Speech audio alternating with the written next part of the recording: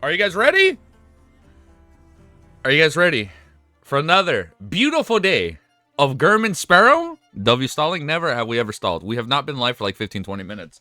You know, not in the video. People watching video are gonna be like, what's stalling? He jumped straight into the chapter. All right, you guys ready? Today, we're at chapter 539 of Lord of Mysteries. Oh, whoa, hold up. I almost said the wrong name. Lord of the Mysteries, Volume 3 Traveler. I tried doing a Volume 1 review off stream. I was on my 4th take. I'm like, I can't do this live, bro. No, like, I have to do it live when I'm talking with you guys. I couldn't do this off stream, bro. It's like, I kept going all over the place. But right now, chapter 539 is called Late Night Operations. Oh, before we start, thank you guys. We've had so many new members, dude. That's wild. I saw Samo at the beginning, or Igor. I think with him now, we are at exactly 20 members. So I believe we can do 2 to 3 new emotes. So if you guys have any ideas, let me know. I don't know, we should do something with Ellie. Or whatever you guys want. Something with a molecule. We love our molecules. So whatever you guys are feeling, you guys let me know. But for now, 539. Alright. The chapter starts with, when an outsider... We're updated right here? Yes, we're updated here. When an outsider pick up the holy sword, God will walk the land again. But what happens if the holy sword shatters? These two sentences echoed in the mind of Kalat and Edmonton. The matter was completely in the gaps of their knowledge. For a few seconds, they stared at the shattered holy sword, their expressions dull while they remained speechless. They couldn't believe that the holy sword, which had only been touched by an outsider in the evening, had suddenly shattered. What does this mean? What does it represent? The two of them didn't dare to think too deeply about it. They felt as if they had returned to the very beginning. Back then, one of the secrets of the resistance had been discovered by the lone military. They were reigned without any warning, and this resulted in their fathers being killed in that massacre. Their female relatives were abducted and sold to different places before receiving the grievous news. The feeling Kalat and Edmonton felt that day mirrored what they felt today. Sorry, hold up. Whew, sorry, it's a little early for me. They felt heavy, confused, acceptant, and unease, all of them mixing to form an intense pressure. Return to the forest, find the high priest, and figure out the reason. Perhaps this is the latest revelation from God. Kalat turned his wheelchair and said in a deep voice. Edmonton immediately stood up, saying to his remaining subordinates, continue searching for the blasphemers, but do not stay here. The blasphemers? Yeah, what's up, dude? I know. Yeah, it's like we had a lot of free time today, so I might as well. Also instruct the believers outside not to hold any rituals or even pray. The unexpected change in events made him extra vigilant. Bayam in the corner of the street where the cathedral waves was located, holding a stack of white folded paper, Danitz turned his head to the side, feeling a mix of nervousness, worry, and puzzlement. You mean that I'm to post them in different parts of the street and finally post it on the main door of the cathedral waves? He was very afraid that the door of the cathedral would suddenly open and a group of off-brandished priests and bishops would rush out, immediately attacking. That's such a crazy image. Immediately attacking them without even asking why he had posted the poster. Klein maintained his coldness and said yes. His original plan was to hand the matter of the sea gold Calvatua over to Mr. Hangman so he could warn the Church of Storms. However, considering that he still held the secret of Banshee Harbor, he might even have reported the matter. It would be easy for him to arouse suspicions with another piece of important information in such a short period of time. As for the solution, it's very simple. He could post a few posters on the mandated punchers' front door so they could see it as soon as they came out. There was a small problem with Klein's plan. He couldn't tell which of the shops around the cathedral ways was the cover identity of the mandated punchers. Oh, because they're hiding in plain sight. Yeah, that's right. The identity of the mandated punchers. All he could do was make the nits work a little harder and stick the posters everywhere in prominent spots, including but not limited to the front door of the Cathedral of Waves. I should have run away earlier. Why would I think that this fellow had saved my life? Perhaps? Is this the nit saying that? Yeah, I know. It's usually late for people on like the other side of the world, right? I apologize, guys. Perhaps I would have been converted into gold pounds if he were any other powerful adventurer. No, who would have imagined that a lunatic would so easily resolve the sea god's curse? Fleeing might put me in an even worse state. While lamenting inwardly, the nits unrolled the pile of white paper and casually glanced at the content. After Leticia Deluria and company entered the left the Sea of Gods ruins of the Samarine Island, they were pursued by the Resistance. Meanwhile, Kalat and the Resistance were trying to sell a strange bone sword that looked like a bent. that looked a little bent. Seasalt Calvetua's body is on the brink of collapse with an extremely deranged mental state. Now I wonder... His strongest attack called the cops. Is like, I know what to do. The Nits froze for 2 seconds, then he subconsciously glanced at German Sparrow. I can understand the first few statements, but why is there a mention of the sea god Calvatua being on the brink of collapse and in an extremely deranged mental state? How does German Sparrow know? Did he discover a problem when he was dealing with the sea god's curse? And how did he deal with the sea god's curse? The organization behind him is more powerful than I thought. Could it be that it's similar to the Aurora Order? Stronger. In which they serve a real deity. Close. The more he thought about it, the more the Nits trembled in fear. The first time he heard of the Aurora Order had originated from a robbery at sea. Back then, it was the first time he saw his captain's serious expression. After that, he was taught some so-called general knowledge of the mysterious world. Klein responded to the Nits with motionless gaze. In the poster, he had eliminated any subjective assumption, and he had only described the matters that could be confirmed with certainty, so as to not interfere with the judgment of the higher-ups in the Church of Storms. Among them, the content regarding an important item that Leticia and company had taken away was excluded. The Lost Temple was changed to a broker and more inclusive sea god ruin. The base was oddly abandoned by Kalot and the others, realizing that something had happened to the sea god, so it was also left unmentioned. Danette suddenly retracted his gaze after looking afraid to look any further. Captain said that the more secrets someone has, the more dangerous they are. Well, that makes Klein the most dangerous guy in this whole series so far, dude. Well, allegedly. As of right now. Who knows? Maybe.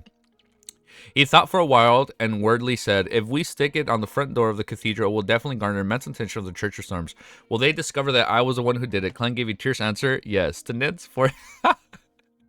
He's always bullying him, dude. Then it's forced a smile and said, then I wouldn't be in grave danger. Then wouldn't I be in grave danger? Klein uses clown abilities to control his facial expressions and calmly replied, you are already a pirate who has a bounty for your head. Do you think you can swagger down the main streets of Bayam now? Klein lampooned inwardly. I love their chemistry, bro. I love their chemistry. That's true. No matter what, they will still capture me and calm and claim my bounty. Yeah, no, we're West Coast. Yeah, so for me, it's still morning. Yeah, usually we stream like later in the day.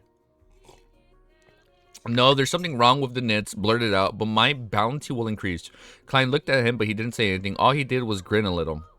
For a moment, the Nits thought he heard a rhetorical question. Isn't this a good thing? A good thing for a donkey to kick. With a dry chuckle, the Nits took out the pile of posters to take advantage of the heavy winds and late night. Posted them in the prominent spots of the streets near the Cathedral of Waves. It really looks like posting a small advertisement. Klein, who had one hand in his pocket, observed from afar and commented inwardly. He sighed and thought, it's good to have an assistant.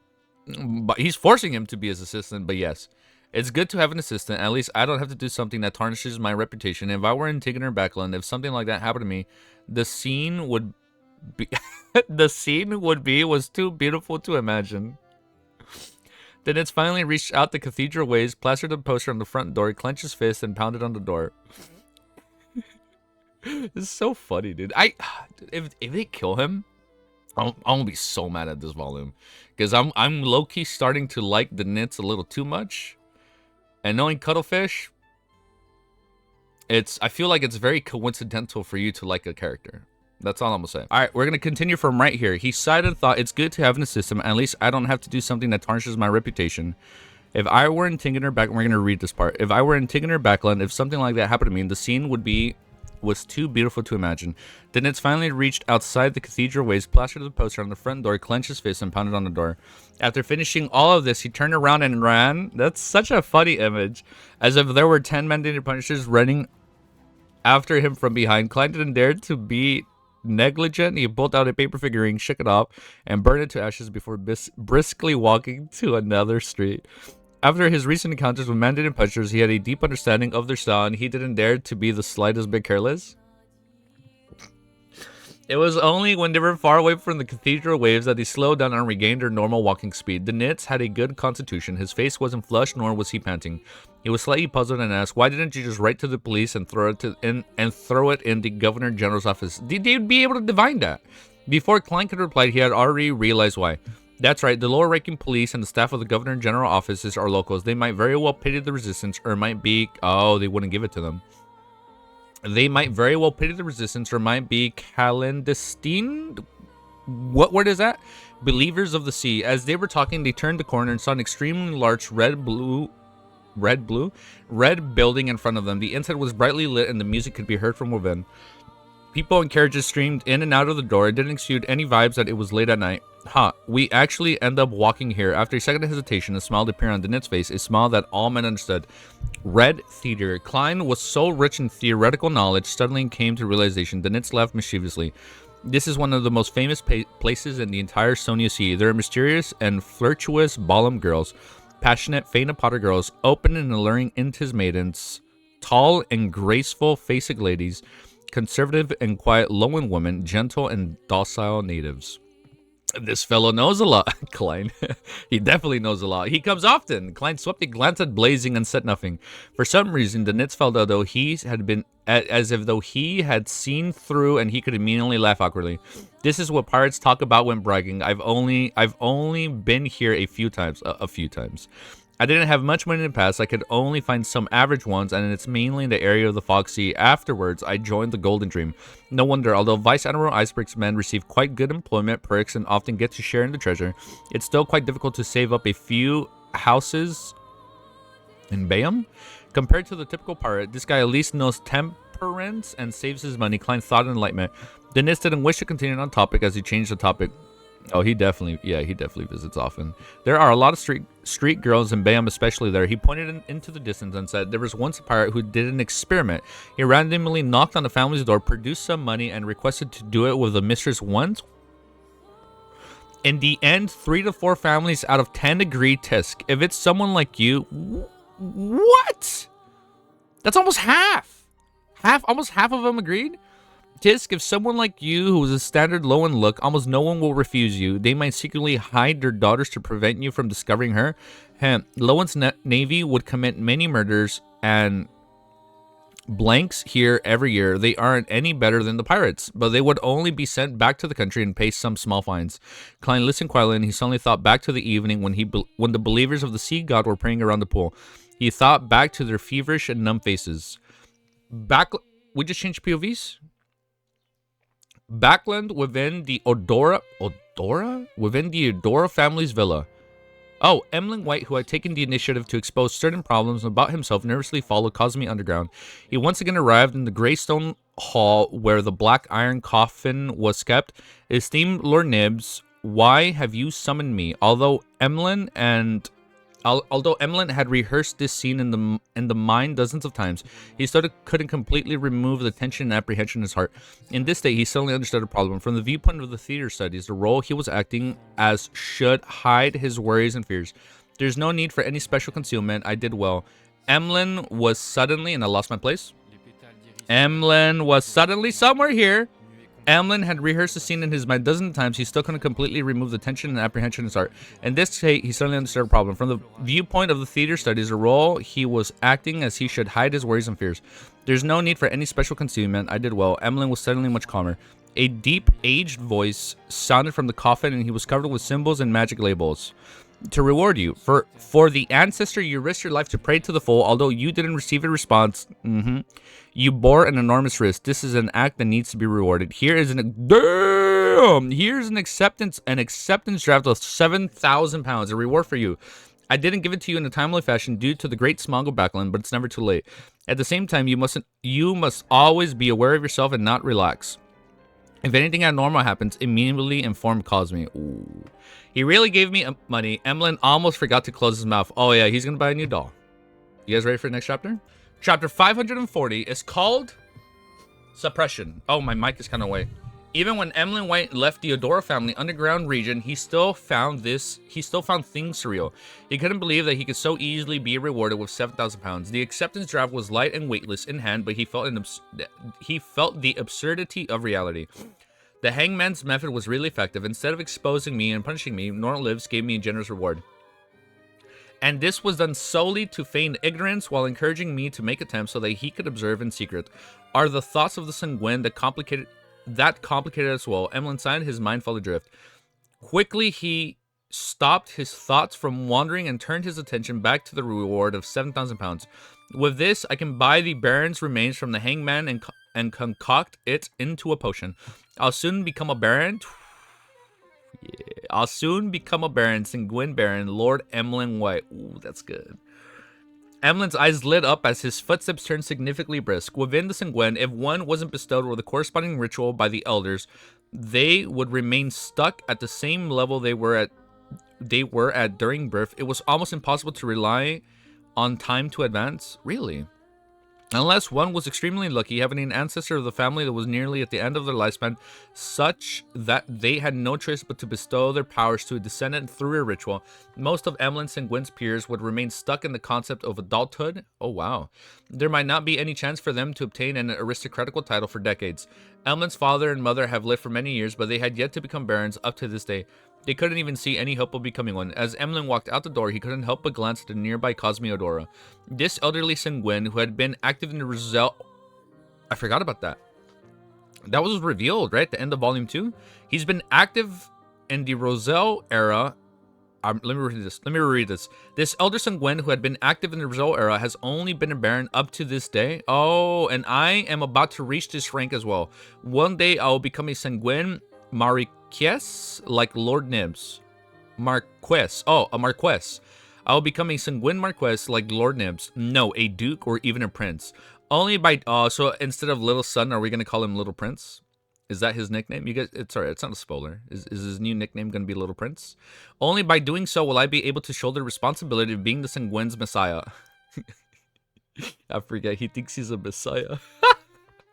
Yes, the Baron's remains is only about 4,000 pounds. I'll have a lot of money left. I can even buy a few more dolls and give them some new clothes. What did I say about him buying a new doll? He's gonna spend all his money on new dolls, and when he buys ingredients, he's gonna be like, shit, I spent everything. Emlyn unconsciously straightened his back and began to walk more and more proudly. Aw, he's all happy. In the Burke household in the City of Silver, Derek... Okay, this is gonna be a sad point of view now. In the Burke household in the City of Silver, Derek lit some candles and prepared for the sacrificial ritual. The lightning frequency altered several times before he finally found an opportunity. He was very sure that the chief wasn't able to keep an eye on him at this moment because he had left the City of Silver with his little boy, Jack, who had been recovered somewhat, and a group of explorers in search for the so-called route that led them from the coast to the destroyed city. It didn't take long for Derek to set up everything and say Mr. Fool's honorific name in a reverent, low voice. He very carefully and methodically sacrificed the Spirit Eater stomach pouch needed by Miss Magician and the Beyond ingredients designated by Mr. Hangman to the ruler above the Grey Fog. There were many cracks on the City of Silver's solid city walls, but they were filled to the brim with black hard soils.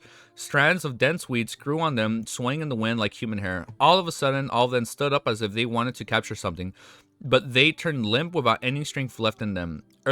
Early morning at the Cathedral of Waves, Olga Wilson, who had come to collect the bounty, heard an important piece of news from the diocese bishop, Chojo. Leticia Doleria of the Moses Ascent Order had disguised herself... Who? Leticia Dolera.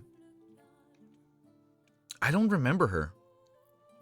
Leticia Dolera of the Moses Ascent Order had disguised herself in an archaeologist. Oh, this is the one we just met. Hold up. We literally just got her name revealed last stream. Yeah, the archaeologist. Leticia Dolera of the Moses Ascent Order had just disguised herself in an archaeologist. Oh, she disguised herself in an archaeologist. She wasn't an archaeologist. Yes. Okay. No, I remember her now. I remember the archaeologist that took some from the ruins. You know, I remember her now. Thank you, guys. Yeah, I remember. And enter the depths of the jungle of the Samian Island. It was unknown what she did that inflicted grievous injuries to the sea god Calvatua, who had been in hiding for years, pushing him to the verge of collapse. As a result, it was frantically searching for an opportunity to survive. Rumor has it that the evil spirit, which calls itself Sea God, has been discovered by two powerful cardinals of the military a long time ago. As if it was defeated by them through the use of a sealed artifact, it could only barely escape and hide. The situation has persisted for more than 100 years without any intrinsic changes. Why would it suddenly collapse and be unable to maintain its existence? Olga frowned slightly, wondering what the difference was. A situation deliberately created by the Moses Ascent Order, but why didn't they do so in the past hundreds of years? To complement one of their other plans, between speculation and doubt, Olga suddenly became aware of an important factor. The biggest and most fundamental difference between the last 100 years now was the world had come to Bayam. Mr. Fool's Bless had come to the Roasted Archipelago. Does his appearance anywhere indicate that something big is about to happen or is brewing? Previously, it was a great smog of Backland, and there was the abnormality in Bantu Harbor. Now there's a dying struggle of the sea god Kalvatua and the unknown plot of the Moses Ascent Order. So are we going from the Aurora Order, and now the bad guys this arc is the Moses Ascent Order? No, to be precise, wherever a major problem is brewing or about to happen, Mr. Fool's Bless will be there. They accept Mr. Fool's arrangements and pursue the activities of those secret organizations, the evil gods and angels. As soon as his trainer thought changed, Alger,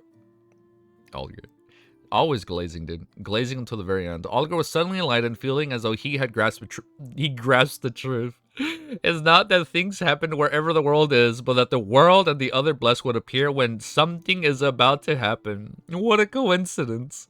What good does this bring to Mr. Fool? Is it a plot to solely destroy the enemy's schemes, or does it help him lift the seal and release more power? Alger held back his doubts and decided to seize the opportunity to submit some intel from before. What a glazer. I think Alger is like the biggest glazer, so we'll agree Easy should stream more often at this time. You keep winning. I think I'm going to try and do this on the weekend for sure, man. He clenched his right hand into a fist and pressed it against his left breast. He said with a look of hesitation, Your Excellency, while pursuing the remnant forces of the Steel, I heard a piece of intel. What is it? Chojo had originally planned to send the bishop rank captain out into the seas to search for traces of the resistance, but he was forcibly interrupted by him. For a moment, he felt irritated. Alger recalled and said, Someone mentioned Bansi Harbor in a conversation. They mentioned that an abnormality had happened there, but the descendants of the Medici family were hidden and didn't end up being discovered. Bansi Harbor abnormality. Chojo took a step forward and pressed. What else did they say? Other than mentioning that there was a fallen bishop of the church, nothing else. Your Excellency is the Medici family and the dark family of the fourth epoch. Alger asked liberally. Chojo's expression saying, That's not something you should know. I'll report it to His Eminence Kotman at once. Kotman was the Church of the Storms Cardinal, the Archbishop of the Rostitzi, a high-ranking decon of the Mandated Punishers, and the true ruler of the Beyonder world in the archipelago John Kotman. Chojo thought for a moment before asking, Who was the person who mentioned this? What does he look like? Alger was long prepared. I don't know them, and they never showed up again. Because he ran as quickly as he could, dude. I just read a word! Oh my god. Whoa. Everybody chill the fuck out. I accidentally read a word in the next paragraph. What the fuck? Why is that being mentioned? Hold on. Calm the fuck down, guys. Hold up. I remember, hold up. Let me go back up, because I thought we were fucking talking about the Nits. It's clearly not the Nits. Hold up. Coatman, I'm gonna go back to the last page. Hold up. Coatman was the Church of Storms of the Cardinal, Archbishop Rosar. Okay, Chojo thought for a moment before asking, who was the person who mentioned this? What does he look like? Alger was long prepared. I don't know them, and they never showed up again. I remember that the person mentioned in Bansi Harbor in the Medici family was an ordinary-looking an ordinary-looking young man with a thin face, a broad forehead, pale black eyes, black hair, and what the fuck? He wore a monocle. No fucking way, dude. Are we getting... Oh, son of a bitch. I just ruined the moment. Wait, no! Are you guys starting to tell me that we are getting a moan in this volume already? What? Hold up. I gotta take out the molecule, man. Hold up. I can't read this text. Are you telling me that we are getting Mr. Molecule a moan? What? What was that, D? What is that emoji? What are you guys spamming down there? Take it off? Oh shit, what do you mean? I'm just trying to read chat, bro. I got boomer eyes. I need my glasses. What do you mean? I remember. Oh, actually, hold up. I actually can't read. Hold up. I remember that the person mentioned in the Bansi Harbor in the Medici family was an ordinary-looking young man with a thin face, a broad forehead, black eyes, and black hair. He wore a monocle. That's kind of crazy. Fourth wall broken. That's kind of wild, dude. He's coming back. Woo! I'm kind of scared. You guys have always said beware of monocle. I don't know why I bought that. Wrong eye? Does he wear it on his left eye? Shit, now I can't do it on my left eye. I can't read this shit from my left eye. That's wild, dude. Okay. He wore a monocle. He seemed to notice that I was eavesdropping, but he didn't show any anger. Instead, he smiled at me. Alger had been describing Blasphemous Ramon. Oh, damn. Augur had been describing blasphemer Amon. He wanted the Cardinals to believe that the exposure of the secret regarding the Medici family and Banshee Harbor was a result of a struggle between the kings of angels. This is really a suitable person to use as a reason. He wouldn't appear to defend himself, and even if he did, no one would believe it, and clearly any divination regarding him would have zero results. If beyonder means are used to confirm my information sources, there will be strong signs of interference from Mr. Fool, and they won't be able to get an accurate answer. From the looks of it, this is equivalent to what Amon did. Alger thought with consideration. Wait, I'm so dumb. Alger's making this shit up. Wait, oh my god. Wait, I fell for it again. Why do I always fall for whatever, like, the Terror Club wants to scheme? Like, the whole thing with Amon and the Fool back in City Silver, I actually believed what they were trying to set up. Mods on top of it? You guys are on top of it. I don't know what happened. Yes? Okay, so Augur is saying, oh, I saw a man with a molecule. No, he wasn't there. Ah, shit. I'm an idiot. I took out the molecule too soon. Son of a bitch. I was supposed to save it for when he was actually mentioned. Son of a bitch. Bro got bamboozled again. Fucking Augur bamboozled me twice in this series so far. You know what's funny? I just believe whatever characters say in this series. A Monaco custom emoji is a must? Yeah, we do. We should. He got fooled. We got fooled. We got fooled again. We got fooled in volume 2. We got fooled in volume 3. Will we get fooled in volume 4? Tune in next time. Ah, son of a bitch. Augur have been describing blasphemer a phone. Yeah. A phone? A moan. Damn. This is a really suitable person to use as a reason. Damn. Augur thought with considerable relief. Children on it lightly. Find the people and traces of the whereabouts of the resistance. Yes, Your Excellency. Ah, now I'm all sad. I'm sad because I got fooled. I thought it was actually him. Damn. Yes, Your Excellency. Answer with a look of pity, and struck his right fist on his left breast. Dark clouds covered the sky, and the remains fell down into torrents, creating white fog in the process. In the port of Bayam, the blue water rose slowly but firmly, and the freighters and liners rocked like leaves fluttering in midair. The rain continued to fall, and the sea level gradually approached the dike. The city was flooded with water in many places, and the environment was greatly suppressed. One by one, the fanatical and numb locals and the Taraba shirts and tattered jackets came to the edge of the cliff of the dike before jumping into the sea. Their flesh and skin rapidly lost moisture and they fell dry, and they were already desiccated corpses by the time they fell into the sea. A group of people were riding as they hugged a Navy sailor who was walking out of base. They angrily bit him to death with their teeth, reducing him to a mangled, bloody mess, and caused chaos on the streets. Whoosh, boom, the dike collapsed and the rising seawater poured into Bayam City.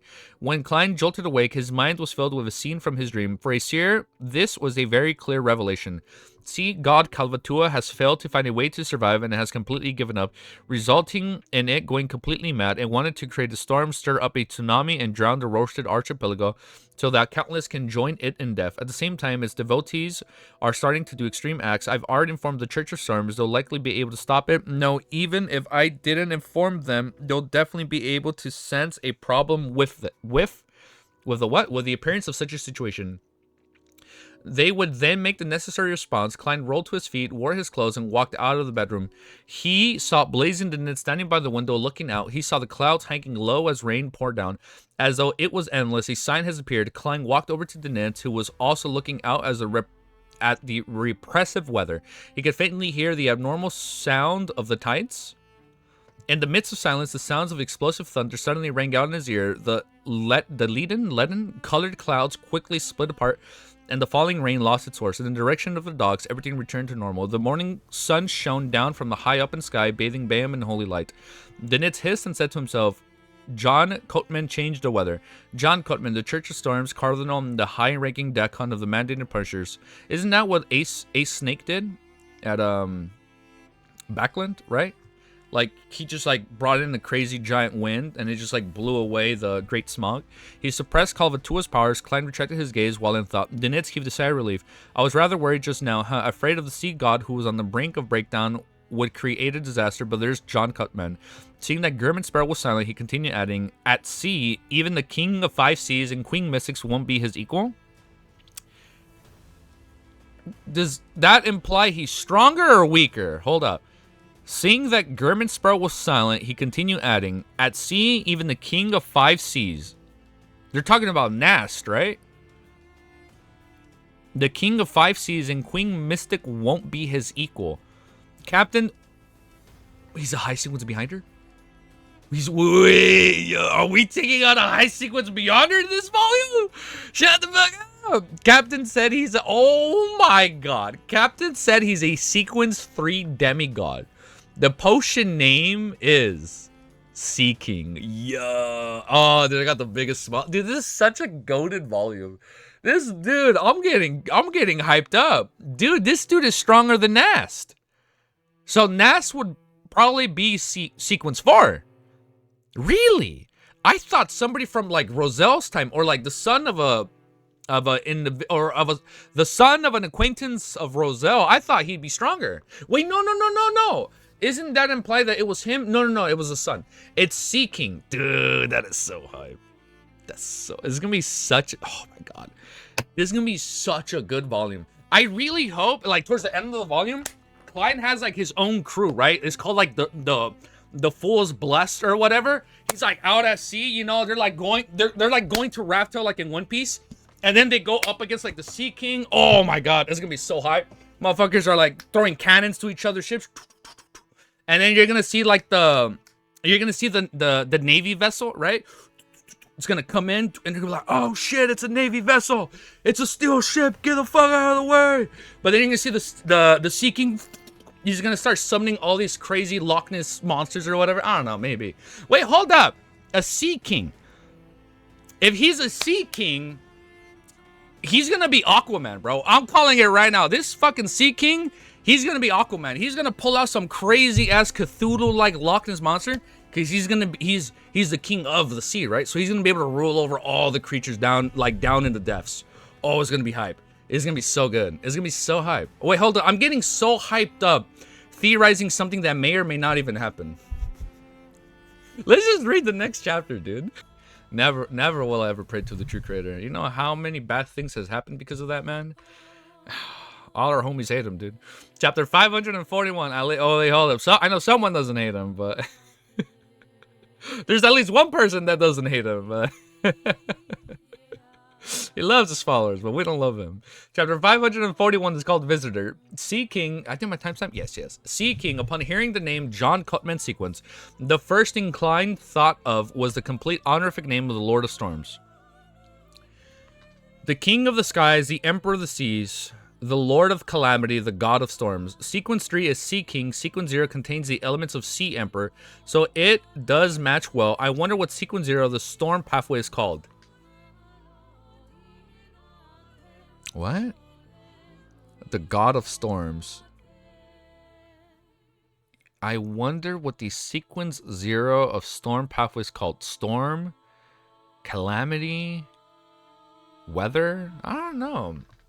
Yeah, what would Sequence 0 be called? I wonder what Sequence 0 of the Storm Pathway is called. Klein looked out the window again and saw, like, a warlock, right? Storm, lightning, maybe? Klein looked out the window again and saw that although Aquaman? No, not Aquaman.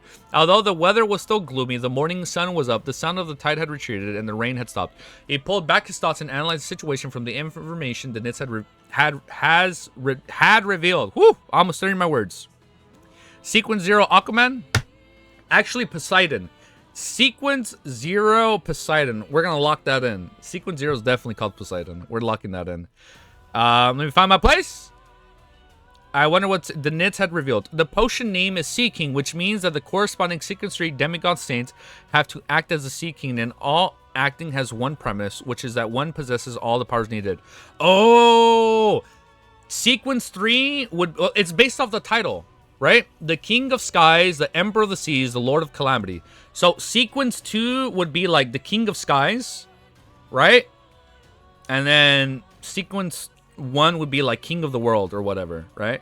That because you have to have like domain over each entity or each body of mass or whatever, right? Maybe, I don't know where I'm getting at with that. Let's keep reading. Sequence 0, Waterboy, easy cooking. You know what? It's a good movie, Waterboy. He bowled back his thoughts and analyzed the situation from the information. Yeah, I feel like sequence 2 has to be something with like ruler of the land, right?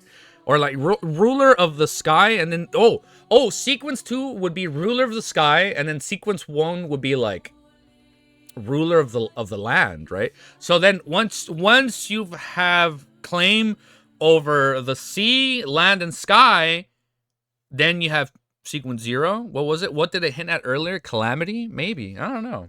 We'll find out. Definitely not that one. Loki. Oh, shit. The potion name is Sea King, which means that the corresponding sequence 3 demigod saints has to act as a Sea King. And all acting has one premise, which is that one possesses all the powers needed. As a Sea King, he would definitely be a powerful ruler of the seas that he controlled, even if there's a distance limitation. He wouldn't be able to walk freely on the seabed, cause tsunamis as he wishes, raise the sea level, and control marine life. Did I not just say he'd be like Aquaman? And control marine life. Fighting in their home ground, they're absolutely capable of suppressing all demigods of the same level. The King of Five Seas and Queen Mystic are roughly at that level as well. It's just that there are differences in strength because of the different degrees of digestion and their grasp of the powers. Oh. But no, and then he has like domain over like their territory, of like over where they fight. Okay, so I guess that does make him stronger. But no matter what, as long as they're at sea, Sea Kings are nearly unbeatable. Yeah, like you can't fight on their home turf. With the abilities displayed by Sea King, coupled with the oceanic environment, if one hadn't seen the eternal blazing sun, true creator, and other true gods, it's not incomprehensible that people would worship him, believe in him, and pray to him. That's kind of crazy. Many of the deities with primitive worship might be at this level. I butchered that whole thing. By the way, I do thank you guys. There's like 40 of you guys here. They might not even be angels. Yes, do not look directly at God. Refer to a true deity.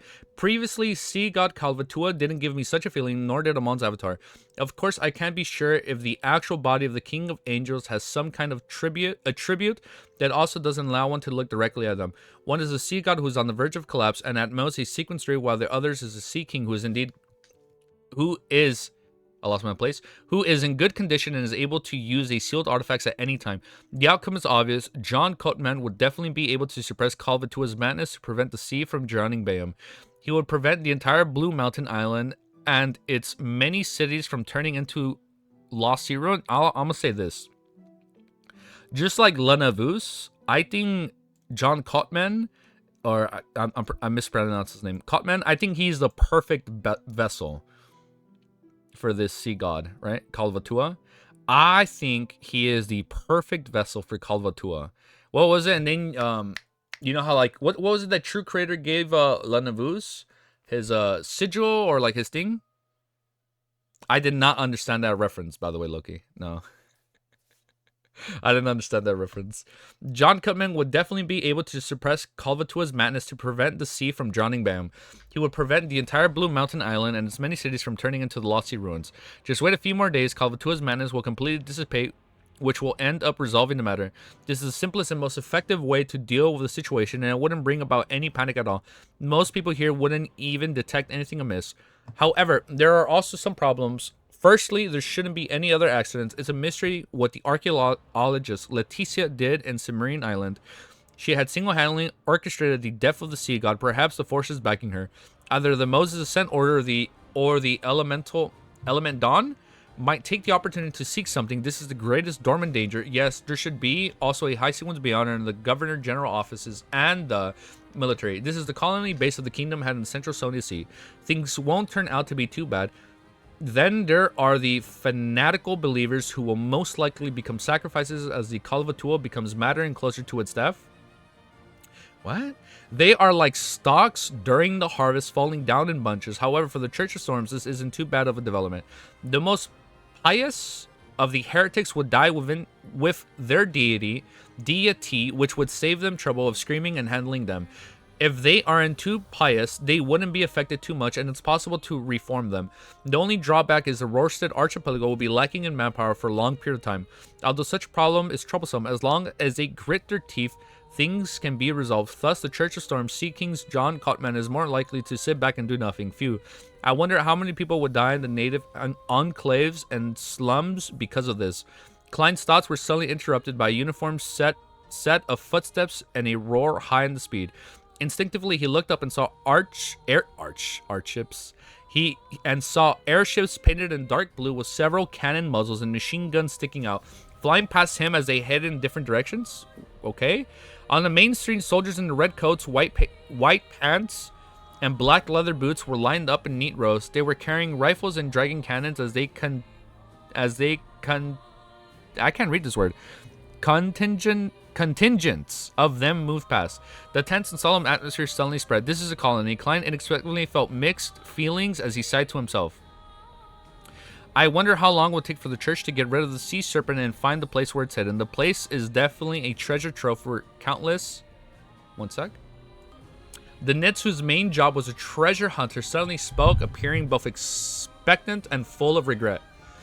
His attitude had changed extremely quickly. He had also reduced the sea god to a sea serpent, using it as a pronoun. The church wouldn't do anything other than keeping the matter suppressed. Thus, he Calvatua, like, there's a German Sparrow is crazy, dude. The church wouldn't do anything other than keeping the matter suppressed. They'll see Calvatua perish from just waiting a few days. Of course, members of the Church of Storms might not have that kind of patience, especially when I've heard that John Cutman's main job is being a high-ranking decon of the mandated punishers. It's just that with the Archbishop isolated overseas, he also works part-time as a cardinal to unify his authority. Perhaps his style of doing things is more like that of a mandated punisher. The place where Calvatua is hiding, the ruin is almost integrated into the spirit world. Finding it wouldn't be so easy, otherwise it wouldn't have led to such an object existing until today. At this thought, Klein suddenly had an idea. Finding the ruin where Calvatua is hiding would be very difficult to find the real world, since it has already perished. It's not something that can be found in years or so, unless more accurate information is obtained. But if the search was done from the spirit world would make it even harder to pinpoint its location, but it doesn't completely lack options. Snake of Mercury, Will Ossipton, had once done so with the help of his fooled crane. I still have no idea how to do that exactly, but that's not important. I can ask Mr. Zick's Deaf domain controls part of the authority of the spirit world.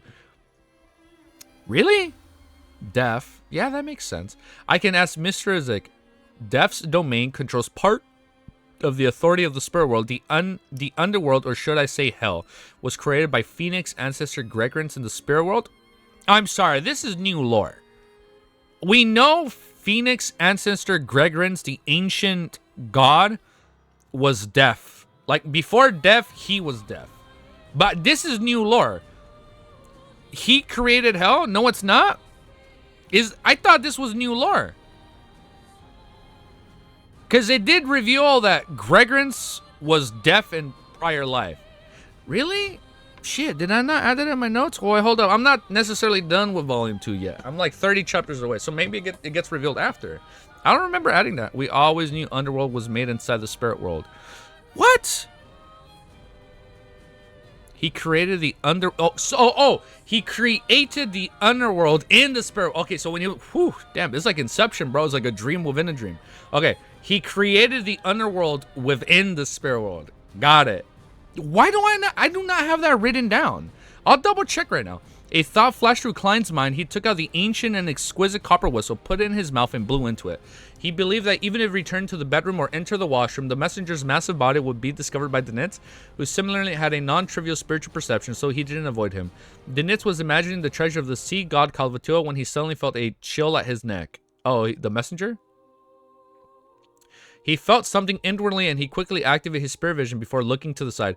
There he saw white bones spewing out from the floor and flying upwards, forming a giant skeleton with an illusionary head that pierced through the ceiling. The skeleton slightly lowered its head. Its two pitch black flames at the eyes were visible even through the ceiling. The oppressive feeling brought its massive body made the Nits jump to the side. His body was half bent, and he conjured a scarlet flame in the palm of his right hand. What kind of monster is this? The Nits looked at Gurman Spur in surprise, only to see him holding a copper whistle and lifting his head as he looked at the skeletal monster. Klein looked up at the huge messenger as his huge messenger looked down at him. Both parties seemed frozen in place.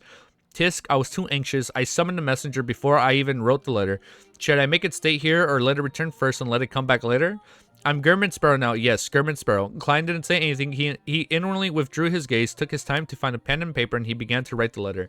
He gave a general description of the matter regarding sea god Calvatua, but he concealed the fact that he had nearly been possessed and how he had to borrow the gray fog to dissipate the curse.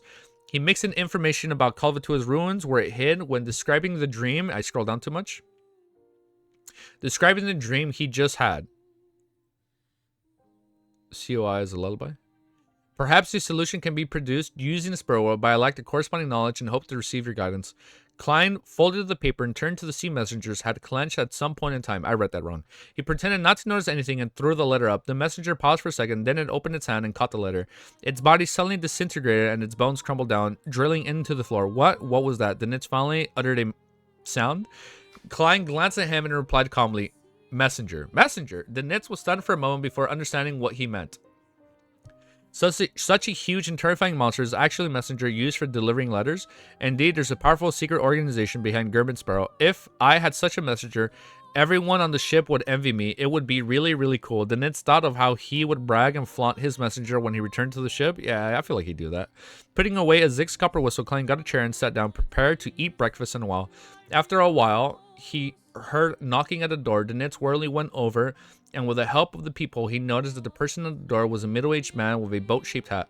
Elend, how did you find this place? The Nits asked as he opened the door. The visitor was a captain of the White Gate, just Elend. With wrinkles at the corners of his eyes, Elend looked in the room and chuckled. When you were checking into this hotel, you used Gerben Sparrow's name for the registration. It's easy with a look. That's because this identity is quite proper and innocent. Besides, in the eyes of the Church of Storms, I belong to the military. Klein slowly stood up and said to Elend, what happened? Wait, hold up. I'm so dumb. We're with Elend.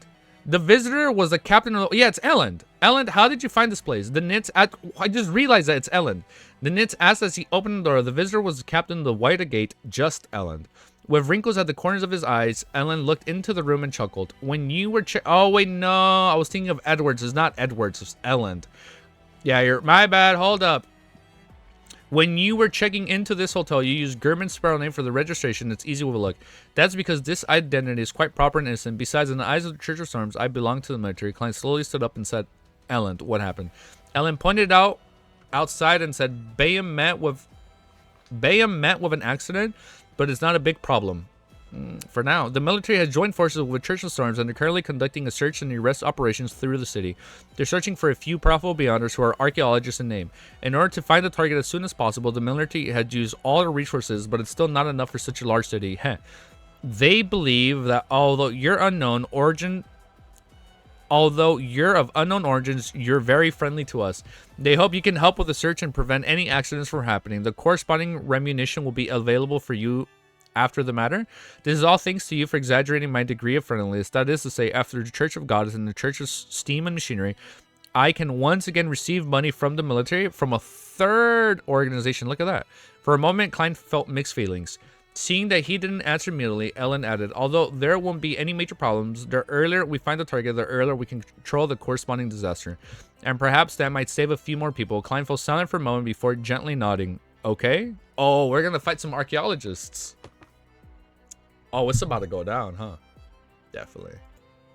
He's definitely not taking him out. I'm telling you, the only way we take him out is if Andre implants like a psychological cue on him, brings him to mainland, and then we jump him. There's always bigger fish. And that's the only way to get this big fish is if we lure him out with like a psychological cue, right? That's the only way. Otherwise, we cannot beat him on land. I mean, otherwise we can't beat him out at sea. On a demigod, yeah. Right now, this is the strongest demigod, right? Well, like, we know Amon is a high sequence beyonder. We don't know necessarily his abilities. Oh, okay, when she's a higher sequence. When Audrey is like a high sequence, then maybe she can implant a psychological cue on him through the use of a sealed artifact that enhances it. But I don't know. That's like the only way, right? But like, she is in no way, shape, or form going to be able to put like a psychological cue on her this early on. No. It's not Klein's style to face him head on. Yes, and he'd have to be prepared. I feel like this would be a way for him to be prepared. You get somebody from the Terror Club, plant a psychological cue. Once they're high sequence, then we take him out. But yeah, right now, I don't know. Like, we know Amon's a high sequence beyonder. Like, we know there are stronger fish out at sea. But this is a pretty strong fish that has been hyped up. And I think he's the strongest demigod we've seen so far. But why? I don't know why. I don't think it's gonna happen. It's just me speculating. I really don't see Klein needing to fight this guy. Unless they have different ideologies when it comes to at some point in Volume 3. I don't know. But I think we're good right now. I think we can be friends with this guy. The chapter 542 is called Bayam Under Curfew. Seeing German Sparrow put on his coat and hat and pick up his cane, Dennis recalled that he had apparently been forgotten. He coughed once, and under the gaze of the two pairs of eyes, he said, "Do I need to follow? It's best not to. Who knows what will happen?" Before this, we had only stopped at Bansi Harbor, but we ended up encountering a rather strange situation.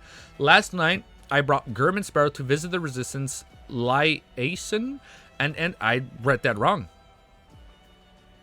I lost my place. How did I lose my place? Like a minute into the chapter. Liaison, or I can't. Oh yeah, I found it. Visit the resistance and end up being involved with the sea god's curse. Today, if I were to follow this madman to search for Leticia and the other archaeologists, then who knows what would happen. The Nits looked down and glanced. The Nits looked down and glanced down at the left arm, which was still tied with a split. In a matter of days, he felt that he had encountered more events than he had in months or even half a year. You could, very coincidental.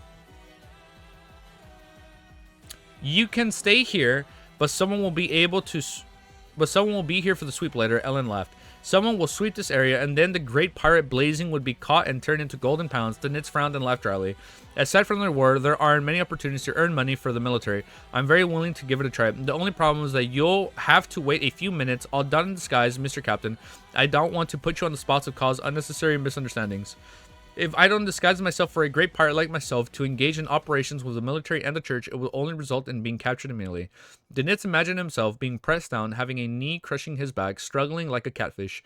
After thinking for a few seconds, Ellen took out the iron black mask from his inside pocket and tossed it over. Just put it on, I will explain the rest. Yet there's no need to waste time on useless disguises, Klein evaluated inwardly. Without a word, he turned the hand and walked out of the room. Ellen followed close behind, and the Nits hurried to catch up with him as he grabbed his coat and put on the iron mask. When they reached the street where there were a lot of flooding but no pedestrians on the street, Klein pressed down on his hat and asked, "How do we start?" Ellen left in regions. My Beyonder job has some special characteristics. As long as I see the person in the flesh in a photo or a sketch, then I'll be able to firmly remember the target's appearance and obtain the additional senses of an extraordinary level. Yes, I can also detect abnormalities and grab indistinct traces. When put together, it allows me to investigate sweeps in a rather effective manner. Sequence 8 Sheriff of the Arbor. Oh, he's Sequence 8. That's cool. Sequence 8 Sheriff of the Arbor Pathway. Klein nodded thoughtfully and asked as they walked, "Do you have their belongings?" The poster Denitz had posted last night had a portrait of Leticia attached to it. Klein had used ritualistic magic to pray to himself to produce it. No, Ellen shook his head. We have yet to learn of the previous whereabouts. The only thing that we can confirm is that it didn't return to the Semin Island until around 3 p.m. yesterday, and after 2 p.m., no passenger ships left the docks, and due to the weather this morning, only entries permitted. In other words, Leticia and company haven't left by boat yet. Klein understood what Ellen meant. The Nits suddenly let out a sneer. That doesn't mean anything. Maybe they left Bayam yesterday afternoon and went to the other cities on the island. Blue Mountain Island was the largest island in Roasted Archipelago. It was very large in size and had dense forests and rich mineral resources. Therefore, there were many cities on this island, and they were also built around fertile land with astonishing mineral resources. Astonishing mineral resource reserves. For this wealth, the Lowen Kingdom first bribed the indigenous prince, then forced them to use force and finally used the governor's general office in a more efficient manner. It opened wide roads leading to cities and completed several important railways. This was in the form of establishing a corresponding railway company to sell shares and raise funds of the Backland Stock Exchange. Of course, these large projects were accompanied by the deaths of many local people, sinister construction, workplaces, excessive work, almost slave-like treatment, and a fairly modest salary which allowed bodies to be buried one after another under the road bed and railroad ties. Alright, let's read from right here. Without explaining anything, Ellen took out a notice and handed it to German Sparrow. The main target is this woman. I drew this woman. Klein glanced at it before tossing it to the Nits. At this moment, they heard an intense sound of fighting coming from the side room. She has been found. The Nits asked the question Klein wanted to ask. Probably not. Ellen shook his head. According to the orders, the first thing is to do when discovering the target is to release the red fireworks. Once it appears, everyone close in on that location. Right, Ellie? If one encounters other wanted criminals who they cannot handle alone, they are to release the orange fireworks. Surrounding teams would rush over to reinforce them. Right, Ellie? If they're ordinary party criminals, we are to handle them ourselves. Let's wait, Ellie. Perhaps it's because of the fireworks couldn't be released in time. Maybe that's why, Ellie. While he was talking, the glass of the third story of the house facing the street shattered with a crack. A bear-like, brawny man jumped down. His speed was extremely fast, and he ran into the distance like a cheetah. Oh, it's one of the other guys. It was one of the three dudes, right? At this moment, an enormous shadow enveloped him, and gathering sounds came from the sky above. The brawny man's body was almost torn apart by the machine guns. Come on. Are we going into a fight already? At some point in time, the archbishop had floated over, but it didn't stop and had turned towards another direction. Gold Tat? I can't even pronounce his name. The Nits recognized the victim. Seeing German Sparrow turn his head over, he forced a smile and said, "This is the leader of a pirate crew. He's from Facek with about 950 pounds. This is good. Oh, yeah. We're playing battle music. We're playing this bad boy in the background for at least a little bit. Goldat. Ooh, that's really loud for me. Seeing Gern Sparrow turn his head over, he forced a smile and said, "This is the leader of a pirate crew. He's from Facek with about 950 pounds. Basic, so they really are savages. He actually ran on a curfew street, completely unaware to be on guard of attacks from above. That's right, some of the pirates spent the entire night in a drunken stupor. They have no idea that even airships have been dispatched. If they had planned his escape route, then he might have been able to dodge the machine gunfire. Klein looked away and watched the monster in the dark blue paint fly over the roof. Wow. When the Nits saw the pirate's outcome, he was grateful that he had followed Gurman out. Seeing that alert over here had been lifted, Ellen didn't linger any longer and had led Klein and the Nits to the area that he was in charge of. After walking quickly for 5 or 6 minutes, they saw a barricade at the intersection in front of them. Guns were mounted and cannons were set up. Low-end soldiers in red uniforms stood guard over the area in silence. On the other side of the barricade, 20 to 30 corpses lay scattered on the ground, forming a vanguard formation. Really? Okay, so there's a lot of people out here. Their clothes were tattered and their faces gaunt, clearly indicating that there were natives. A little further away, several young native children were hidden in the corner. They were quietly looking at them in fear, and their eyes were dark and their faces were dirty. Klein and company fell silent for a few seconds before circling around the area. Backlund Sherwood Borrow. Forrest lifted the ceramic cup from the table and felt the heat. She roused herself and quietly waited for any changes. The temperature of the hot water dropped rapidly, and a thin layer of ice appeared on the surface of the liquid, while frost appeared on the rim of the cup. I feel like now that we're with Forrest, I don't know if we should be playing battle music. And I apologize for the lag. I'm a trick master now. Forrest closed. Oh, wait, she's a trick master! I'm a trick master now. Close forced her eyes in delight.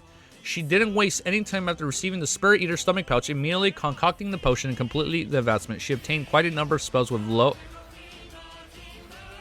lower potency. I think I found my place right here after that slight lag. Among them, Forrest's favorites were Fog, Wind, Flash, Wait, she obtained quite a number of spells with lower potency. Among them, Forrest's favorite were Fog, a very coincidental ability. So she got Fog, Wind, Flash, Freezing, Electric Shock, and Tumble, which made people slip. That's a lot.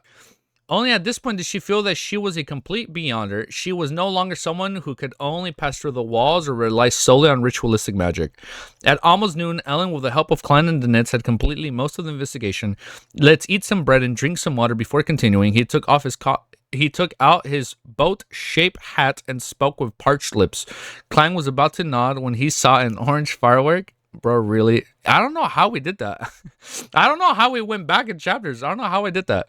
Klein was about to nod when he saw an orange firework fly into the air not far away. Without hesitation, Ellen put on his hat and ran in that direction. I'll go and support them. Ooh, whoa, okay. Hold up. Let's loop this bad boy. We gotta loop this song. I'll go and support them. Orange means others wanted criminals that cannot be dealt with. Who could it be? Danitz said to himself with interest. He switched to a gait of raising his legs at high speed as he proceeded forward, hoping that the battle would be over before he arrived. Then he saw German Sparrow follow behind just Ellen, leaving him alone by himself. Glancing at the dark blue monster flying in his direction, Danitz let out a hollow laugh and quickened his pace. 2 minutes later, they arrived at their destination, saw a house with a lawn facing the street. 3 or 4 military personnel were lying on the ground. Their faces were pale, and their bodies were trembling as if they had been thrown into the frozen lake. The more Clang walked in that direction, the colder it felt, as if he had arrived in the polar regions. Soon he discovered that the ditches outside the house were filled with thick snow. Just then, a burst of female laughter came from inside the house at varying pitches, alternating between craziness and strangeness. Ha ha ha, ya ha ha, ha ha ha ha, ya ha ha ha ha ha. That's pretty crazy. We were stuck in our own time loop again. Danitz couldn't help but stop and touch his neck, which was covered in goosebumps with his right hand. With a clang sound, the window opened and charred body flew out. It landed on the ground as if it were caught in an inferno. With just a glance, Clang was able to recognize that his spiritual intuition that this was one of the 3 male adventurers who had followed Leticia. Oh, this is good, dude. Oh, this is nice. All right, let's go to the next chapter, dude. All right, but next chapter is 543. The reality that exceeds exception. The target appears to have been found. Klein looked away and made a rough judgment. As there were no portraits, the dead adventurer's face was burned black, which meant that Ellen clearly didn't recognize this as one of their targets. After observing the situation and listening to the creepy laughter for a few seconds, he pointed to the 3 or 4 military personnel lying outside the house. Drag them back first, and then wait for the other teams to arrive before launching our attack. Or he hesitated for a moment, then he raised his head to look at the approaching dark blue airship. Without another word, and without instructing Klein and Danitz, Ellen ran to the unconscious military personnel whose faces were purple. Tap, tap, tap. The closer he got, the weaker his steps became. At the end, his body became stiff, and every step he took became extremely difficult. Ellen, who had been the boatswain of the Imperial Navy, was experienced. He decisively stopped moving forward and turned around slowly, walking back to 1 steps at a time. Dude, this is such a good volume. Like, all the Beyonders in this volume are really goated. Especially because it's like just pirates and all that. Ellen, who had been the boatswain of the Imperial Navy, was experienced. He decisively stopped moving forward and turned around slowly, walking back 1 step at a time.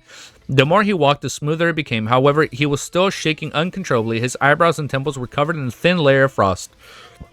A quick frenzying effect that defies common sense and extremely cold, reminiscent of disaster. With Ellen's attempt, Klein was able to grasp the danger level. I read this wrong. Klein was able to grasp the danger level of this area, and he could only sight inwardly. Unfortunately, the sun brooch isn't able to produce actual heat. It's only a stimulation of one's mind. Although ink can make a body generate clear effects, it would only allow a person to withstand this cold for 3 to 4 seconds at most. That's how long? Look, yes. Looking at Ellen's chattering teeth and how he was unable to open his mouth despite wanting to say something, Klein's gaze swept over Danitz. He threw his cane and said in a low voice, "Fire! Fire!" Danitz was stunned at first, but he quickly understood German Sparrow. He had also witnessed the entire process of Ellen's failure. A scarlet fireball that couldn't be considered bright formed on Danitz's right palm, and he threw it for the flanks of the military personnel. The fireball traveled nearly 20 meters and then landed on the ground without creating an explosive sound. Instead, it quietly rose into the air. The scarlet pillar of fire emitted sizzling sounds as it continually shrank and quickly dimmed, suddenly expanded as it was in desperate struggle before it perished. Klein, wearing a black tweed coat, jumped out and landed right next to the military personnel. He bent down and reached out with both hands and grabbed the man's clothes. Then he pushed his feet against the ground, exerted strength at his waist, and threw the man out. The military personnel immediately flew into the air, smoothly flying out before landing 10 meters away from the area, escaping the region with the coldest chill. After doing this, Klein snapped his fingers and lit a match in his pocket before chill seeps into his body. The scarlet stream of flames gushed out like water, instantly enveloping him. By the time everything faded, Klein had disappeared from his location. Flames leaped out, flickering and extinguishing from time to time. With the help of the Danitz fireballs and his own matches, Klein constantly phased around an extreme cold area. So he's like constantly jumping, dude. Easily throwing out several military personnel. Dude, that is so sick. After 2 to 3 attempts, he carried the last member of the military back to the original position. Ellen had clearly recovered as he gave a thumbs up. He's like, thumbs up. I'm very glad and honored to have made the decision to ask you for help today. Captain, I like your tactful praises. Also, remember to praise the remuneration. Klein nodded politely, half turned to look at the open windows of the house. He heard the laughter grow stronger. Then Nitz pursed his lips to the side and silently cursed Ellen. Oh, it's going to be a good fight. Did you see the contribution I made? Did you see the fireball I threw? Although my fireball has become something akin to a prop for a magic show, it still made actual contributions. This guy's nickname is Just Ellen, but he's not just at all. It's a funny nickname, Just Ellen, but he's not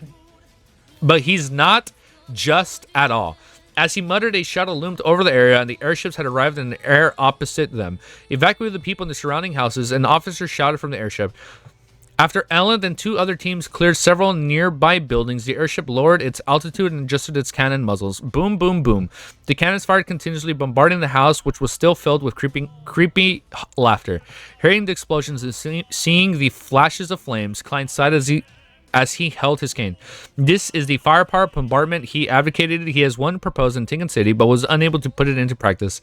And today, however, the overseas colonists were producing the real scene before him. Ellen, the other, stood guard in different positions under the deafening sound of the cannons, so as to prevent people or perhaps monsters inside from breaking out. Soon, the house collapsed and the smog rose from the piles of masonry. All the snow and ice was gone. Suddenly, a thick bolt of lightning? Suddenly, a thick bolt of lightning flashed, openly striking the airship. Klein frowned. He saw the airship was completely still and heard a steam boiler produce a jarring sound. The dark blue monster in the sky lost some control. Significantly amounts of smoke began to billow out as it began descending to the side. Seems like they're being shielded by ammunition and being protected by an outer layer of air. I thought it would cause an explosion, blasting the airship to pieces. Klein turned his full attention back to the collapsed house. When he initially felt the extreme coldness and saw the male adventurer's charred body, he thought he had met another demoness. One who grasped the witch potion formula. Having dealt with the demoness several times, he knew that the beyonders of this pathway could control ice and black flames. That is true. Trissy was controlling ice and black flames. Yeah, you're right. From sequence 7. But that flash of lightning had made him reject that judgment. So, okay, it's not a demoness. He believed that Leticia was indeed a member of the Moses Scent Order, or Element Dawn, a real woman. The moment Klein arrived at this conclusion, the pile of bricks and wood were immediately lifted away. The bright red and charred figure crawled out with its elbows used to prop it up from the ground. She was a female, and Leticia originally appeared cold, barely be recognized. This made Ellen and the others shocked to discover that they had already found their target. However, compared to before, Leticia's current state was both terrifying and miserable. Her body was covered in black spots. The artillery shells had torn open red holes that lined her body. White fascia that seemed to have a life of its own was squirming. White fascia that seemed to have a life of its own was squirming inside her body. That's fucking gross, dude. I love this series. It gives me the heebie-jeebies sometimes. The top of her head was split. We took her out like that, or she's losing control just like that. The top of her head had split open and her brain came oozing out, sticking to the surface like the palms of children. It's so hard to picture this. It grosses me out just imagining it. Shit, man. I don't even want to watch it anymore. It's gonna be gross, dude. The top of her head had split open and her brain came oozing out, sticking to the surface like the palms of children overlapping with each other. Her gray eyes were out of focus, one of them blazing with fire? What the fuck? One of them was blazing with fire and the other flashing with lightning? Bro, this series is so wild, dude. The two heads that were screaming in pain were embedded at her abdomen.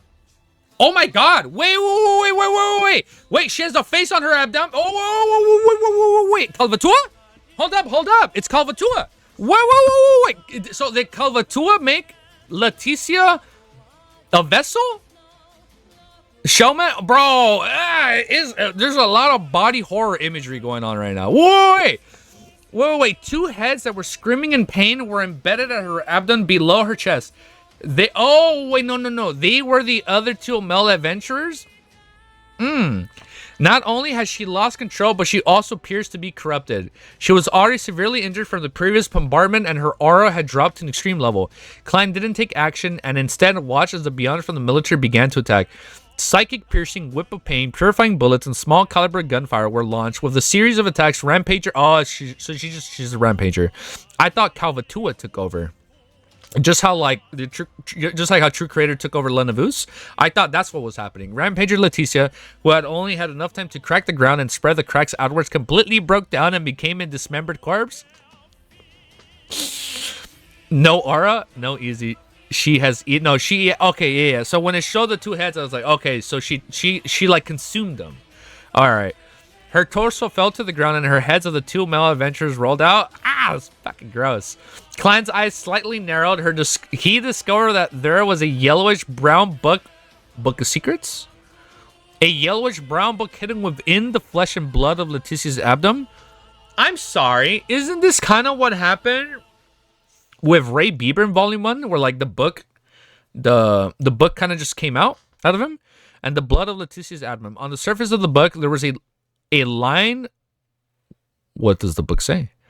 On the surface of the book, there was a line of words written in Elven. Book of Calamity. Book of Calamity. Sequence 3 is called Sea King, right? And it said Lords of Storms, something of Sea, and then it said Calamity at the end. There might be some correlation here for a high sequence Beyonder, right? Maybe the Book of Calamity is going to reveal a sequence 1 or a sequence 0, right? For the Lord of Storms. Or we'll find out. Why do these books and notebooks always find themselves in the stomachs of people? That's exactly what I'm saying. It's the same as the Antigonus family notebook last time. Klein lampooned, then he suspected that the Book of Calamity was an item that the fake archaeologist Leticia had taken from the ruins of the sea god. Yeah, maybe. At this moment, some military personnel grabbed the two male adventurers' heads, who still seemed capable of speaking. What? Some military personnel grabbed the two male adventurers' heads, who still seemed capable of speaking, and hurriedly asked, what did you do in the ruins of the sea god? Sea god ruins. One of the male adventurers answered with a pain and confusion, we haven't been there. He tried to move his eyes to check the situation below his neck. He's like, where's my body? What the fuck? Where's my body gone? The sea god ruin in Seimin Island, the military personnel reminded him. No, we didn't. The male adventurer wanted to shake his head, but he couldn't.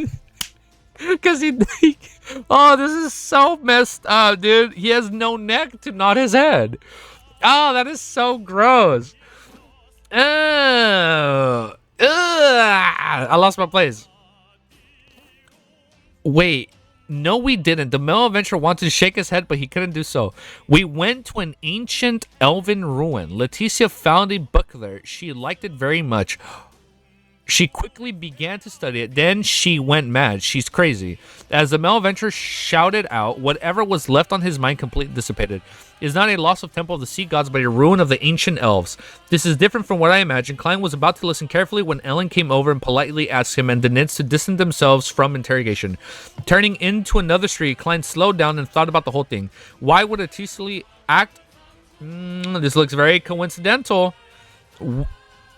I understood that reference. Why will Leticia's act of taking the Book of Calamity out of the ancient elf ruins cause the sea god Calvatua to no longer be capable of maintaining his existence? Yes, if it's elven ruins and sea god Calvatua, those are like two different entities. They're no longer be able or capable of maintaining its existence, slowly bringing it to the point of breakdown. What's the connection between the two? Elves, sea god. According to Little Sun, the ancient god... Okay, this is new lore. No. We're reestablishing old lore. According to Little Sun, the ancient god Elf King Sonithrian wielded the present authorities of the Lord of Storms. He did say he's similar to the Lord of Storms. Yes, you're right. Yeah, that was revealed. And like the god of combat was similar to Giant King Armir. I remember that. And then like Evernight Goddess was like a combination of like two, right? Okay, that is to say that the elves not What? That is to say the elves no doubt possess a sequence 3 Sea King, or even the higher sequences, sequence 2. Oh! Could it be that's written in the book? Could it be that it was by chance that the sea serpent Calvatua discovered a room of the elves at the bottom of the sea, directly devour? How is Klein able to like deduce this? Like how does he figure this shit out so quickly? Could it be that it was by chance that this sea serpent Calvatua discovered the ruin of the elves at the bottom of the sea, directly devoured the beyonder characteristics left behind by certain high elf, and was lucky enough to survive the two possibilities of death and losing control? As such, it succeeded in acquiring the rank of a demigod and gradually gained the faith of the Rorschach Archipelago's natives. He is really smart. Klein slowly came to realization, and he had to thank Mr. Hangman for this. Initially, Little Sun didn't reveal the corresponding authorities of the 8 ancient gods, but later, under the guidance of the Hangman, he explained some things, including the Elf King Sonethrin general situation. As for devouring beyonder characteristics or the corresponding ingredients to advance, it was something that didn't happen. Before the potion system was fully constructed, the human ancestors had made similar attempts to obtain beyonder powers.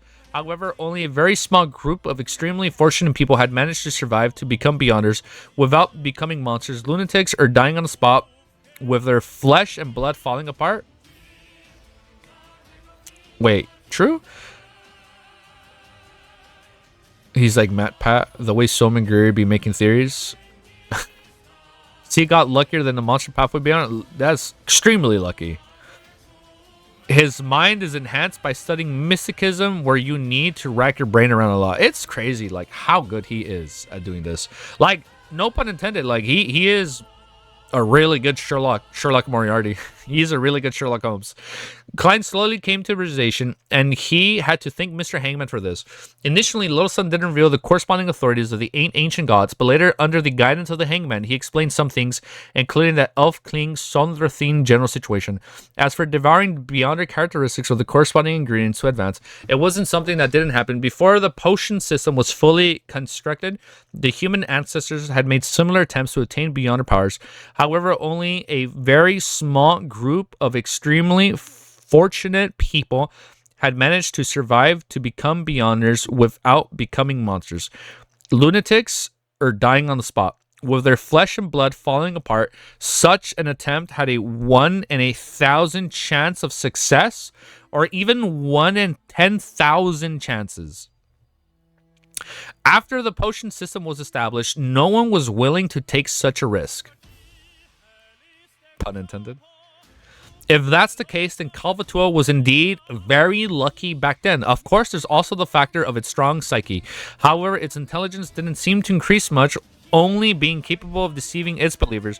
It didn't actually find any traces of the elven ruins of the Simithine Island and how it closely related to the one it's hiding in. After Leticia and company took the Book of Calamity, the ruin collapsed, causing Calvatua's hiding spot to experience abnormalities, resulting in the barely surviving Calvatua to be unable to hold out any longer. This can explain. Cleanse. Yes, exactly. This explains it. This can explain how Leticia and company managed to easily succeed. There aren't any members of the Resistance. Did I skip a line? There aren't any members of the Resistance or the Sea God's followers defending this area. Only when something happened did Calvatua discover the problem and realize the connection between the two ruins. With what had just gathered, Klein tried to explain what had been wondering about this whole time. I read that wrong. This included why the dying Sea God Calvatua didn't allow its followers to become carriers. It would reduce the most of the accidents and make things easier. With the brutality Calvatua displayed, it was only right that it made such a choice. It's only right. The answer Klein arrived at was that the body Calvatua wanted to corrupt and possess had to have a certain amount of elven blood, and that was the only way to survive the transfer of beyonder characteristics up to a certain level. However, when Klein touched it, due to the gray fog and his uniqueness, it allowed Calvatua to instantly find a better target. Oh, so I was kind of right what I said last stream. Well, Calvatua was trying to take... Wait, no. I lied. They said that Calvatua was probably trying to take over Gurman, but because of the gray fog and like it's like anti-divination properties or like how it's like a barrier, if he tried to find a better host, right? Damn. let's get overall thoughts out the way. First thing, since it's really early in the day, I apologize if I stuttered more than usual. Do you want the vape domain expansion? Every deity wants in on the gray fog. You know what's crazy?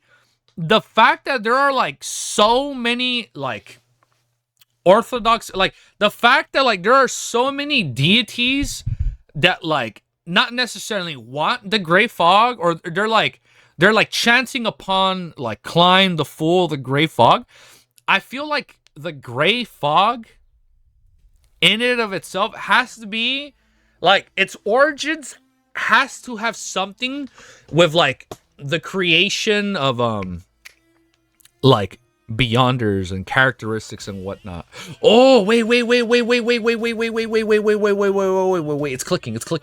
Like, what if in like some way, shape, or form, like, oh, like we know that in the gray. Oh, wait, I'm trying to piece it together. Okay, so we know that above the gray fog, it was a boundless empty sky, and somehow Klein, like, coincidentally was able to summon the 22 chairs, right? He was able to summon the 22 chairs, and they all, like, just coincidentally became really high chairs. No. I know what you're getting at, but you don't know where I'm getting at right here. I know characteristics are never created nor destroyed, but their origins came from the omnipotent and omniscient God, right? So what I'm thinking, this is what I'm thinking. I'm thinking the gray fog is where like the omnipotent God resides, right? Like this has to be where he resides, because like we've known he's like, we know the omniscient, omnipotent God, like the creator is this giant ever-like being, right? And we know that all the chairs are really high and tall. Like when he saw like the stairs of heaven, like the mystical light steps, he's like, oh, these steps look like if they were meant for something bigger than a giant. What did I miss? Bro's cooking about omnipotent God. Make sure, yeah, we're gonna be very careful. So what I'm thinking is, the gray fog has something to do with the omniscient God, and maybe he's choosing Klein for whatever ultimatum he has, right? And the fact that like we know that characteristics are neither made nor destroyed, and we know, whoa, oh my god, I'm sorry, I'm like all over the place. You can tell I'm thinking of this on the spot. Like we know that it's interpreted that everything will eventually return to the omnipotent, omniscient God, right? Like we know everything will eventually return to him. So what I'm thinking, because all these deities are like kind of drawn to the gray fog, right? Or like they're like they chance upon Klein. It's like I feel like the gray fog in and of itself has something to do with the omniscient God, because everything is being drawn back to the gray fog. I don't know if that's some crazy tinfoil hat theory, but that's what I'm thinking. Oh, and then the 22 tarot tables, or the 22 tables, were originally a part of the 22 pieces that were split from the omnipotent, omniscient God, right? And I'm thinking the one where the Fool sat was originally the omnipotent, omniscient God, and the other remaining tables were all the pieces that he split apart from himself. So then like decades, millennia, centuries go by, right? And now all these deities are like, they're drawn to Klein. Like we know the whole thing with the Sanguins are like, hey, our ancestors said you should pray to the Fool. Why the fuck would she want us to pray to the Fool, right? It's a VPN to fight the ads. Wait, watch our ads, guys. By the way, hold up. We're a small YouTuber. You know, if you guys get an ad on my page, you know, feel free to watch that 15, 30-second ad. If it's a 5-minute ad, you can skip it. But if it's like a 15, 30-second ad, you know, I help a homie out, you know? Because I think we're cooking a pretty good theory. Now, has anybody come up with this 500 chapters into the series? I don't think so. But I'm locking it in right now. I should have done overall thoughts, and when we went into some crazy crackpot theory. You know what I should really do? I should really grab like a tinfoil hat. But I'm locking it in. The gray fog has to do something with the omniscient, omnipotent God. And when he originally split himself, where would he have split himself? Above the gray fog, right? He split himself in that domain. That's why all the chairs are so high. That's why there is a perfect amount of seats for each different pathway, because that's what he originally split, right? That's what I'm locking in, right? And we know that a high sequence beyond can influence. Bro, you made the same theory a few months ago. There's no way I made that a few months ago. Cooking a feast. I think we're cooking a feast. But you know what? That's what we're gonna end it. I'm sorry we only read 5 chapters. If I said that before, damn, I actually forgot that. The gray fog is said to be above the entire spirit. Yes, we know that. Like even a road said, like, oh, the domain that lies. You know what? I worded my words bad last time because people were bringing that up, like, oh, like you messed up. Like that's not actually what was revealed. Like I know, yeah, the gray fog lies above the spirit world. I know that. I think the way I worded it last time, it sounded like it wasn't with the, like when we were talking about the abyss and the spirit world. I know I was like, I misworded myself, but that's what I was trying to say. Yeah, like we know the gray fog lies above the spirit world. Well, that's all I got. Let's do overall thoughts. Wait, easy. What do you think the Evernight will do if she gets her hands on Klein the Gray Fog? Well, we know the. Oh, wait. No, don't worry. It's not a spoiler. Like we know the Gray Fog is. Oh, no. We know Evernight Goddess. It was. See, now here's the other thing. Oh. I got something